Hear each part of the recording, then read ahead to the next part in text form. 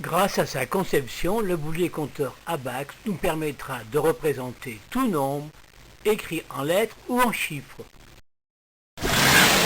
Attention, la valeur d'une pile ne correspond pas à sa hauteur, mais à la place occupée. Les piles, par leur place et par leurs chiffres, nous donnent des informations. Ainsi, le boulier compteur ordonne ses valeurs de la gauche à la droite. Le boulier compteur ABAX accompagne chaque pile de son chiffre qui, par sa forme, correspond exactement à la quantité posée.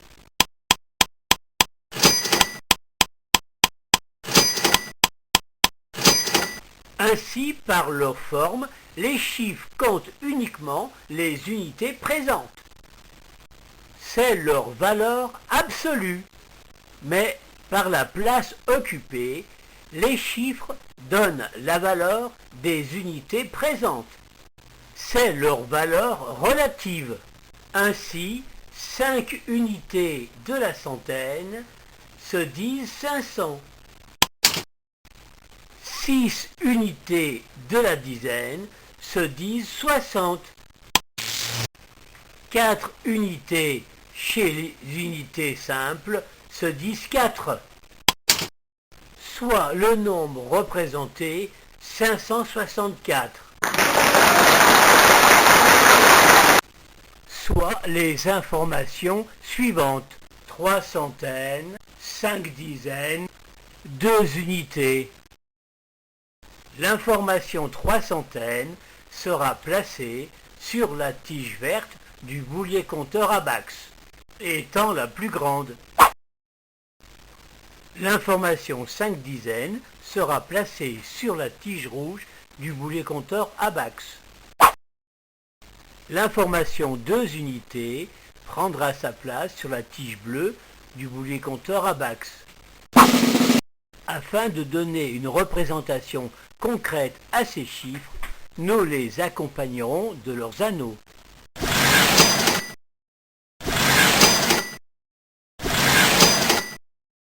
Trois centaines se disent 300.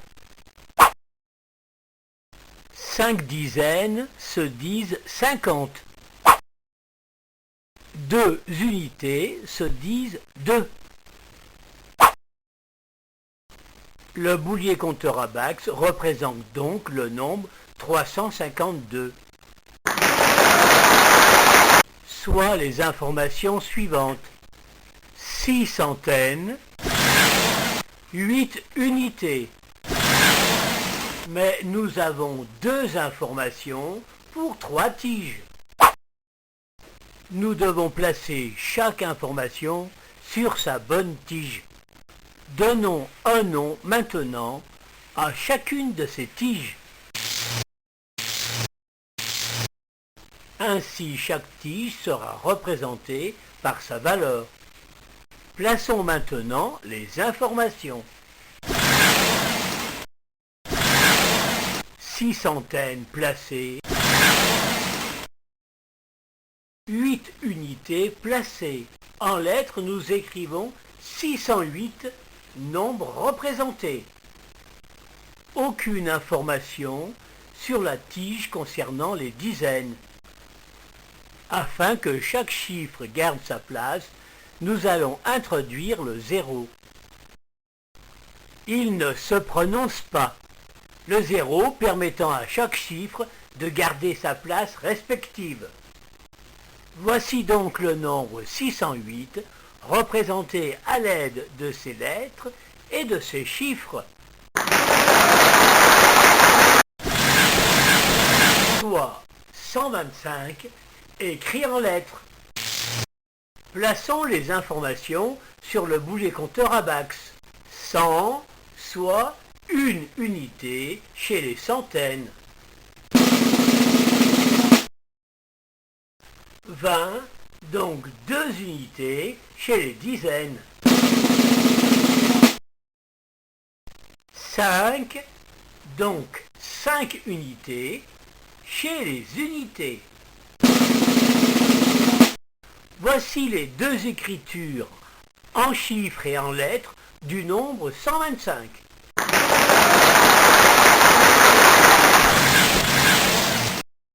Voyons maintenant l'écriture du nombre 120.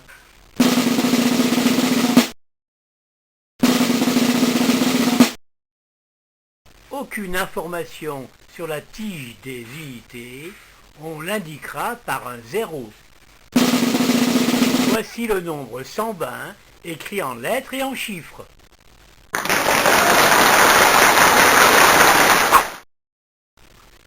Voici le nombre 112 écrit en lettres à représenter sur le boulier compteur Abax.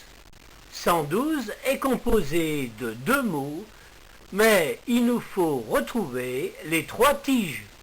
Nous pouvons facilement représenter 100. Comment représenter 12 sur le boulier compteur Abax? Nous savons que 12 est composé d'une dizaine et de 2 unités. Nous savons que 2 peut aussi se dire doux.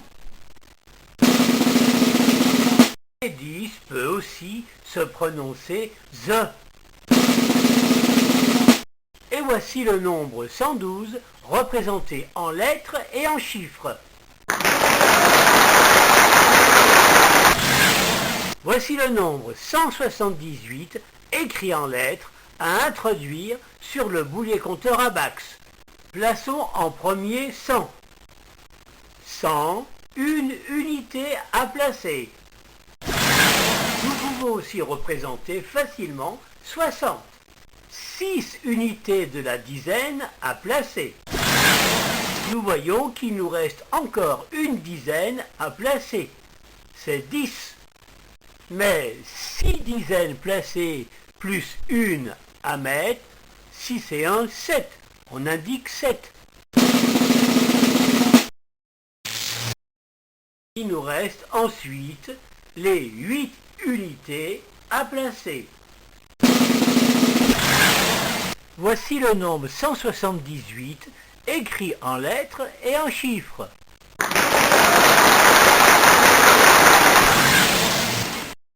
Voici le nombre 176 à placer sur le boulier compteur Abax.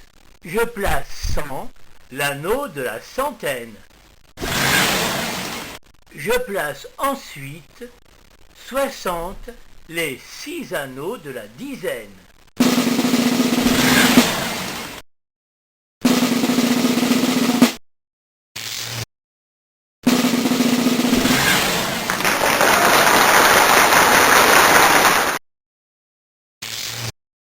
Voici le nombre 198 à placer. Nous plaçons 100. Attention, le mot 4 est uniquement là pour multiplier 20. 4 fois 20. Et 80 est représenté par 8 dizaines. 10, une dizaine à placer. La tige rouge a donc reçu 8 et une dizaine, 9 dizaines. 90 représente donc 9 dizaines.